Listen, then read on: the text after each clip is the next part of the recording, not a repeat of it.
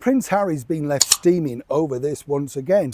And clearly, you know, the veneer of the fragility of him really knows no bounds. What am I talking about? As ever, let me explain. Morning, nice to see you, chums. Thank you so much for joining me. Yes, well, I can see, well, we'll have a wave, yes. We're coming up nearly to the end of the week. We can just about cope, can't we? Everybody looking forward, if you're here in the United Kingdom, to Trooping the Colour. If you're going, be careful, watch your phones. Yes, I know, people, in these sort of big events, you know, I was going through a tube station the other day and I saw a guy with a phone in his pocket.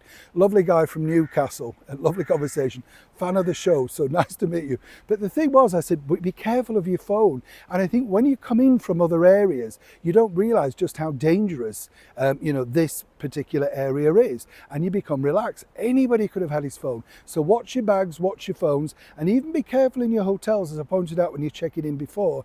You know, don't lose sight of your suitcases and trolleys. Somebody will have it. You get the picture.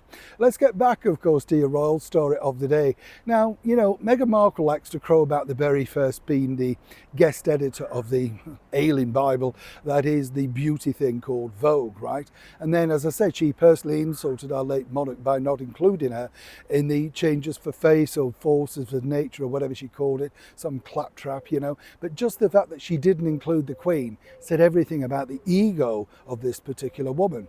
Now, what I find fascinating about this is the fact that now it has emerged that Harry is absolutely incandescent with rage simply because he's now seen favouritism to this particular individual, as ever we have to say allegedly. And this is, of course, the soon-to-be knighted Sir David Beckham, international footballer, brand ambassador, and a person really who has done a lot of good, whether you like it or not. You know, not everybody's a fan, but he's done a lot of good for helping young kids into sport. And he's, you know, he's somebody that they can look at and think, okay, you know, he did it, maybe I could do it. And I think that is a good thing. Well, the good news is that he's now been asked to be the guest editor of a very prestigious magazine called Country Life. Ah, yes, it's one of my favourites. If you've never checked it out, it really is worth a read because it's got some lush stories, you know, things about garden history, whatever. And it's one of those magazines, it's a little pricey, but it's worth the money because you can keep going back to it. You know, the sort of thing, cup of tea, 10 minutes, you think, oh, I missed that, I didn't see that. And I'm not an ambassador, I'm not getting paid by them, I'm just telling you what I see, you know. So it's kind of nice. Now, he's going to be the guest editor of the October issue, focusing, of course, on his love of beekeeping and many other royal things. He follows in the line, of course, of none other than my favourite, Royal Highness, the Princess Royal Princess Anne, who was also a guest editor, and for her 75th birthday edition, and no, Queen Camilla was a little bit, shall we say, touchy about that. Oh, don't worry, Mum, you know, I mean, if we're lucky enough, we all get there, don't we? What does it matter?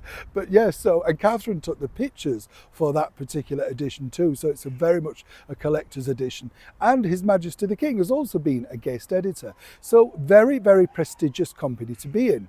According to a source, though, Harry, you know, was miffed because, of course, you know, he feels this is favouritism over somebody. And let's be honest, you know who's going to be next, don't we? Catherine, the Princess of Wales, and Prince William. They're going to get the full hat-trick of proper royals.